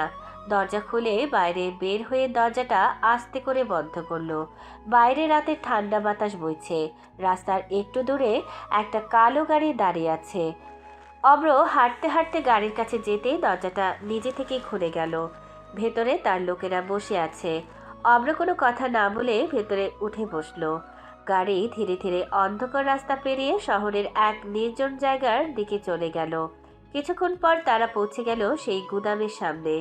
অব্র গাড়ি থেকে নামতে গার্ডরা সম্মান দেখিয়ে মাথা নিচু করল। গার্ড বলল, বস, আপনার অর্ডার মতোই কাজ হয়েছে, ওদের ধরে আনা হয়েছে। অব্র ধীরে ধীরে গুদামের ভিতরে ঢুকলো। ভেতরে কয়েকজন চাঁদাবাজ মাটিতে পড়ে আছে। তাদের শরীর রক্তাক্ত। মনে হচ্ছে গার্ডরা ইতিমধ্যেই তাদের ভালোই পিটিয়েছে। অব্রকে দেখেই তারা অবাক হয়ে গেল। একজন কষ্ট করে উঠে বসে বলল, তুই তুই এখানে কেন? তুই তো ওই হোটেলের ওয়েটার। হ্যাঁ, আমি এসেছি তোদের শান্তি দিতে। কে তুই? অব্র ধীরে ধীরে তাদের সামনে গিয়ে দাঁড়ালো। তার চোখে তখন ভয়ঙ্কর শান্তি। সে ঠান্ডা গলায় বলল, আমার নাম শুনলে তোদের মতো লোকদের বুক কেঁপে ওঠে। আমি আন্ডারওয়ার্ল্ডের মাফিয়া কিং এসসি। এই কথাটা শুনেই যেন গুদামের ভেতরের বাতাস জমে গেল। চাঁদাবাজদের মুখ ফ্যাকাশে হয়ে গেল। তাদের গলা শুকিয়ে গেল ভয়ে। একজন কাঁপতে কাঁপতে বলল, না না না, এটা হতে পারে না। তুই তো শুধু একটা ওয়েটার। সবাই যা দেখে তা সবসময় সত্যি হয় না। মুহূর্তের মধ্যেই তারা বুঝে গেল তারা কার হাতে ধরা পড়েছে। সবাই একসাথে কাঁদতে শুরু করলো। একজন বলল, ভুল হয়ে গেছে বস, আমাদের মাফ করে দিন, আমরা আর কোনোদিন চাঁদাবাজি করব না। কিন্তু অব্রের মুখে কোনো পরিবর্তন নেই। সে ঠান্ডা চোখে তাদের দিকে তাকিয়ে রইল। তারপর ধীরে ধীরে বলল, ক্ষমা, তোরা যখন নিরীহ মানুষের গলায় চাকু ধরেছিলি তখন কি একবার ভাবিসনি তাদের কেমন লাগে? তার কণ্ঠ তখন বরফের মতো ঠান্ডা। গুদামের ভেতরে সবাই নিঃশ্বাস বন্ধ করে দাঁড়িয়ে আছে, কারণ তারা জানে আন্ডার মাফিয়াকেই যখন শাস্তি দেয় তখন কারো ক্ষমা চাওয়া কোনো কাজেই আসে না। গুদামের ভেতর তখন ভারী এক নীরবতা। মাটিতে পড়ে থাকা চাঁদাবাজগুলো কাঁপছে। তাদের চোখে আতঙ্ক, মুখে কান্না। কিছুক্ষণ আগেও যারা হোটেলের ভেতর দাঁড়িয়ে মানুষকে ভয় দেখাচ্ছিল, এখন তারা নিজেরাই মৃত্যু ভয়ে কাঁপছে। অব্র ধীরে ধীরে তাদের সামনে হাঁটতে লাগলো। তার জুতার শব্দ গুদামের ভেতর প্রতিধ্বনি হয়ে বাজছে। সে একবার এক একজনের দিকে তাকালো। তার চোখে কোনো রাগের ছায়া নেই, বরং অদ্ভুত ঠান্ডা একটা কঠোরতা। হঠাৎ সে থেমে গার্ডদের দিকে তাকালো। তার কণ্ঠ ঠান্ডা কিন্তু ভয়ঙ্কর দৃঢ়। অব্র বলল, তোরা তো মানুষের কাছে অন্যায়ভাবে টাকা চাইতে আসিস, জোর করে ভয় দেখিয়ে। এই জবান দিয়ে তোদের সব অত্যাচার শুরু হয়। এই জবানটাই বন্ধ করে দেব। কয়েক সেকেন্ডের জন্য পুরো জায়গাটা নিস্তব্ধ হয়ে গেল। চাঁদাবাজগুলো বুঝে ফেললো কি হতে যাচ্ছে। তারা হঠাৎ ছটফট করতে লাগলো। একজন কাঁদতে কাঁদতে বলল, না বস, না না, প্লিজ প্লিজ আমাদের মাফ করে দিন বস, প্লিজ। আরেকজন গড়িয়ে পড়ে হাত জোর করে ইশারা করলো, কিন্তু অব্র একবারও তাদের দিকে তাকালো না। গার্ডরা ইতিমধ্যেই এগিয়ে এসেছে। মুহূর্তের মধ্যেই তারা সেই চাঁদাবাজদের শক্ত করে ধরে ফেলল। গুদামের ভেতর হঠাৎ ভয়ঙ্কর চিৎকারে ভরে গেল। কেউ কাঁদছে, কেউ যন্ত্রণায় ছটফট করছে। কিন্তু কয়েক মুহূর্ত পর সবকিছু ধীরে ধীরে থেমে গেল। মাটিতে পড়ে থাকা লোকগুলো এখন অসহায়ভাবে কাঁদছে। তাদের চোখে পানি, শরীর যন্ত্রণায় কুঁকড়ে আছে। অব্র কিছুক্ষণ চুপ করে তাদের দিকে তাকিয়ে রইল, তারপর ধীরে ধীরে বলল, আমি মাফিয়া, এটা সত্যি। এই শহরের অন্ধকার দুনিয়ায় আমার নাম শুনে অনেকেই ভয় পায়, কিন্তু একটা জিনিস আমি কখনো সহ্য করি না, জুলুম। যারা দুর্বল মানুষের উপর অত্যাচার করে তাদের জন্য আমার কাছে কোনো দয়া নেই। চাঁদাবাজগুলো তখন মাটিতে পড়ে যন্ত্রণায় ছটফট করছে। তাদের চোখে এখন শুধু ভয় আর অনুতাপ। অব্র একবার গভীর নিঃশ্বাস নিল, তারপর গার্ডদের দিকে তাকিয়ে বলল, এদের হাসপাতালে ভর্তি করে দাও। মরতে দেওয়া যাবে না, বেঁচে থাকুক, যাতে সারা জীবন মনে থাকে অন্যায় করলে তার ফল কি হয়। ঠিক আছে বস। অব্র আর কিছু না বলে ধীরে ধীরে ঘুরে দাঁড়ালো। গুদামের বড় দরজা দিয়ে বাইরে বের হয়ে এলো। বাইরে তখন গভীর রাত, আকাশে চাঁদের আলো। কালো গাড়িটা এখনো অপেক্ষা করছে। অব্র গাড়ির দিকে হাঁটতে হাঁটতে একবার আকাশের দিকে তাকালো। তার মুখে তখন সেই রহস্যময় শান্ত হাসি। কিছুক্ষণ পর গাড়ির দরজা খুলে গেল। অব্র ভেতরে উঠে বসলো। গাড়ি ধীরে ধীরে অন্ধকার রাতের মধ্যে মিলিয়ে গেল। আর গুদামের ভেতরে পড়ে রইল সেই লোকগুলো, যারা কয়েক ঘন্টা আগেও নিজেদের খুব শক্তিশালী ভাবছিল। গাড়িটা ধীরে ধীরে অন্ধকার রাস্তা পেরিয়ে এগিয়ে যাচ্ছিল। রাত তখন প্রায় গভীর হয়ে গেছে। শহরের বেশিরভাগ রাস্তা ফাঁকা, কোথাও কোথাও শুধু রাস্তার বাতি জ্বলছে। অব্র জানালার বাইরে তাকে চুপচাপ বসেছিল। হঠাৎই তার চোখে পড়ল রাস্তার একপাশে কেউ যেন টলতে টলতে হাঁটছে। গাড়ি একটু কাছে যেতেই পরিষ্কার দেখা গেল একটা মেয়ে চুল এলোমেলো, ঠিক মতো দাঁড়াতেও পারছে না। সে একবার রাস্তার মাঝখানে যাচ্ছে, আবার ফুটপাতে এসে দাঁড়াচ্ছে। অব্র ভ্রু কুচকে তাকালো, তারপর হঠাৎ চিনতে পারলো। সে বিরক্ত গলায় বলল, এই মেয়ের কি কোনো বুদ্ধি হবে না? গাড়ি থামাও। গাড়ি থামতেই অব্র দরজা খুলে নেমে গেল। তারপর ড্রাইভারকে বলল, তুমি চলে যাও, আমি ব্যবস্থা করব। ড্রাইভার মাথা নিচু করে চলে গেল। অব্র ধীরে ধীরে মেয়েটার দিকে এগিয়ে গেল, আর কাছে যেতেই বুঝলো সে নীলা। আজও নেশায় পুরো মাতাল হয়ে আছে। অব্র বিরক্ত গলায় বলল, এসব কি করছেন আপনি? বাবার টাকা নষ্ট করার কোনো রাস্তা নেই, নেশা করতেই হবে। নীলা টলতে টলতে তার দিকে তাকালো। তার চোখ আধা খোলা, মুখে নেশার ঘোর। হঠাৎ সে হাসতে হাসতে সামনে এসে অব্রকে জড়িয়ে ধরল। নীলা নরম কণ্ঠে বলল, জান, তুমি এসেছো। আমি জানতাম তুমি আসবে। অব্র একদম হতবাক হয়ে গেল। সে বুঝে গেল নীলা তাকে অন্য কেউ ভেবে বসেছে, সম্ভবত নিজের বয়ফ্রেন্ড। অব্র অস্বস্তিতে পড়ে বলল, এই আপনি ভুল বলছেন। কিন্তু নীলা কিছুই শুনছে না। সে অব্রর গলায় মুখ গুজে আছে। অব্র একটু অস্বস্তি নিয়ে তার হাত ধরল, তারপর বলল, চলুন গাড়িতে বসেন, এভাবে রাস্তা থাকা ঠিক না। সে ধীরে ধীরে নীলাকে ধরে গাড়ির দিকে নিয়ে গেল। গাড়ির দরজা খুলে তাকে ভেতরে বসালো। অব্র নিজেও পাশের সিটে বসলো, কিন্তু বসতেই নীলা হঠাৎ তাকে টেনে নিজের কাছে নিয়ে এলো। অব্র কিছু বুঝে ওঠার আগে নীলা তার মুখ দু হাতে ধরে ঠোঁটে ঠোঁট চেপে ধরল। অব্র একদম স্তব্ধ হয়ে গেল। সে কয়েক সেকেন্ড বুঝতেই পারল না কি হচ্ছে। নীলা চোখ বন্ধ করে তাকে শক্ত করে জড়িয়ে ধরে আছে। তার নিঃশ্বাসে নেশার গন্ধ। কিছুক্ষণ পর নীলা হালকা হাসি দিয়ে বলল, একটু আদর করলে কি হয়, করো না একটু আদর। অব্রর বুকের ভেতর তখন অদ্ভুত একটা অনুভূতি কাজ করছে। সে নিজেকে থামাতে চাইল, কিন্তু নীলার কাছাকাছি উষ্ণতা, তার নরম স্পর্শ সবকিছু যেন তাকে দুর্বল করে দিচ্ছে। অব্র গভীর নিঃশ্বাস নিয়ে গাড়ির দরজা ভেতর থেকে লক করে দিল। তারপর ধীরে ধীরে নীলার মুখের দিকে তাকালো। পরের মুহূর্তেই সে নিজেকে আর সামলাতে পারল না। অব্র নীলাকে নিজের কাছে টেনে নিল, তার ঠোঁটে ঠোঁট ডুবিয়ে গভীরভাবে কিস করতে লাগলো। গাড়ির ভেতর তখন শুধু তাদের নিঃশ্বাসের শব্দ। নীলা দুহাত দিয়ে অভ্রকে শক্ত করে জড়িয়ে ধরেছে। অভ্র ধীরে ধীরে তার গলায় মুখ নামিয়ে আনলো, আস্তে আস্তে তার গলায়, তারপর বুকে আদর করতে লাগলো। নির্জন রাস্তা, চারপাশে কেউ নেই, শুধু রাস্তার বাতির হলুদ আলো গাড়ির কাছে পড়ছে। আর সেই নিস্তব্ধ রাতের মাঝে গাড়ির ভেতরে দুজন মানুষ নেশা আর অনুভূতির ভেতর ডুবে গিয়ে নিজেদের হারিয়ে ফেলেছে। গভীর রাত প্রায় শেষের দিকে। নির্জন রাস্তার বাতিগুলো তখনও জ্বলছে, চারপাশে নিস্তব্ধতা। অনেকক্ষণ পর অবশেষে অম্র গাড়িটা স্টার্ট দিল। নীলা তখন তার পাশে আধো ঘুমের মতো শুয়ে আছে, চোখে এখনো নেশার ঘোর। অম্র কয়েক সেকেন্ড চুপ করে তার দিকে তাকিয়ে রইল। তার মনে তখন অদ্ভুত এক অনুভূতি। রাতটা যেন অদ্ভুতভাবে বদলে দিয়েছে সবকিছু। সে ধীরে ধীরে গাড়ি চালিয়ে নীলার বাড়ির সামনে এসে থামলো। বড় গেট, বিশাল বাড়ি, চারপাশে নিরাপত্তা। অম্র গাড়ি থামিয়ে আস্তে করে বলল, নীলা উঠুন, আপনার বাসা এসে গেছে। নীলা আধো ঘুমের ঘরে চোখ খুলল, কিছুই যেন ঠিক মতো বুঝতে পারছে না। অম্র দরজা খুলে তাকে নামতে সাহায্য করলো। নীলা টলতে টলতে ভেতরের দিকে হাঁটতে লাগলো। গার্ডরা অবাক হয়ে তাকিয়ে আছে, কিন্তু কিছু বলল না। অম্র কিছুক্ষণ দাঁড়িয়ে থাকলো, তারপর ধীরে ধীরে গাড়ি ঘুরিয়ে চলে গেল। রাত প্রায় শেষ হয়ে এসেছে। অম্র নিজের বাসায় ফিরে দরজা খুলে ভেতরে ঢুকলো। সিয়াম তখন গভীর ঘুমে। ঘরের ভেতর নিস্তব্ধতা। অম্র চুপচাপ বিছানায় বসে পড়ল, কিন্তু তার চোখে ঘুম নেই। তার মাথায় বারবার সেই রাতের মুহূর্তগুলো ঘুরছে।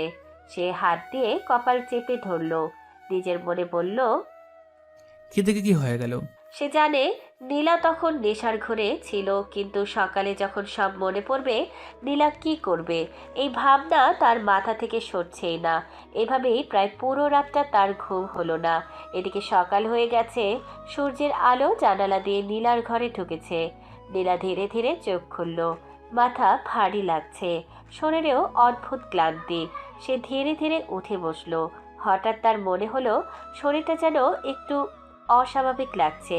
সে অবাক হয়ে নিজের হাতের দিকে তাকালো, তারপর ধীরে ধীরে উঠে আয়নার সামনে গিয়ে দাঁড়ালো। আয়নায় নিজের মুখ দেখে সে এক মুহূর্তের জন্য স্তব্ধ হয়ে গেল। তার ঠোঁট একটু ফুলে আছে, গলায় হালকা কামড়ের দাগ, আর বুকের উপর ছোট ছোট দাগ স্পষ্ট দেখা যাচ্ছে। নীলার চোখ বড় হয়ে গেল, তার বুক ধকধক করতে লাগলো। সে কয়েক সেকেন্ড আয়নার সামনে স্থির হয়ে দাঁড়িয়ে রইল, তারপর ধীরে ধীরে চোখ বন্ধ করলো। আর চোখ বন্ধ করতেই গত রাতে সেই মুহূর্তগুলো একে একে মনে পড়ে গেল। নির্জন রাস্তা, গাড়ির ভেতর অব্রর কাছাকাছি আসা, তার উষ্ণ স্পর্শ, সবকিছু যেন আবার সামনে ভেসে উঠল। নীলা হঠাৎ চোখ খুলে ফেলল, তার মুখে লজ্জা আর বিস্ময়ের মিশ্র ভাব। সে মাথায় হাত দিয়ে বলল, ও শিট, কি হয়ে গেল এটা? তার মাথায় এখন হাজারটা প্রশ্ন ঘুরছে। সে বুঝতেই পারছে না কি করবে। আর ঠিক সেই সময় শহরের অন্য প্রান্তে বসে অব্র একই চিন্তায় ডুবে আছে। সারা রাত তার ঘুম হয়নি। সে জানালার পাশে দাঁড়িয়ে বাইরে তাকিয়ে আছে। তার মনে শুধু একটা কথাই ঘুরছে, নীলা এখন কি করবে? সকালের আলো ধীরে ধীরে ঘরের ভেতর ঢুকছে। অব্র তখনও জানালার পাশে দাঁড়িয়ে আছে। রাতভর তার ঠিক মতো ঘুমই হয়নি, চোখে ক্লান্তি, মাথায় হাজারটা চিন্তা। ঠিক তখনই বিছানায় শুয়ে থাকা সিয়াম ধীরে ধীরে নড়ে চড়ে উঠল। সে চোখ মেলে তাকিয়ে দেখল অব্র দাঁড়িয়ে আছে। হাই তুলে বলল, কিরে, কখন উঠেছিস? এই তো একটু আগে। আজকে তো হোটেলে যেতে হবে, তুই যাবি না নাকি? যাবো, তার আগে একটু কাজ আছে। তুই আগে যা, আমি পরে আসছি। আচ্ছা ঠিক আছে। সে উঠে বাথরুমে চলে গেল। কিছুক্ষণ পর ফ্রেশ হয়ে বের হয়ে কাপড় বদলে নিল।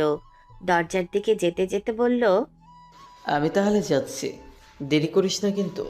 হুম। সিয়াম বের হয়ে গেল। ঘরে এখন আবার নীরবতা।